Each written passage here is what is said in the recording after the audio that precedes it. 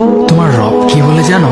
তুমি যাকে আমার চাইতে বেশি ভালোবাসবে আমি তাকেই তোমার কাছ থেকে দূরে নিয়ে যাব আর তোমাকে বড্ড একা করে রাখবো। তিনি আরো বলেন, কখনো বলবে না যে তাকে ছাড়া আমি বাঁচবো না, কিন্তু আমি তোমাকে তাকে ছাড়াই বাঁচাবো।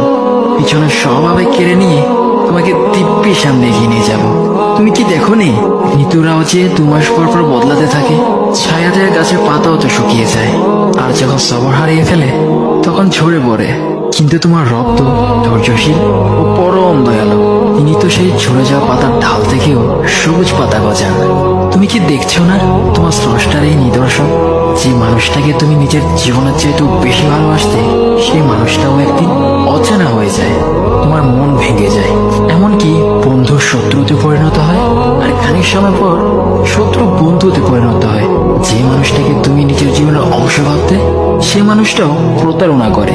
বুঝি না এত কিছু হওয়ার পরেও তুমি তোমার রবকে বাদ দিয়ে সেই মানুষগুলোর উপরই ভরসা করো, যারা তোমাকে প্রতিনিয়ত কষ্ট দিয়েছে।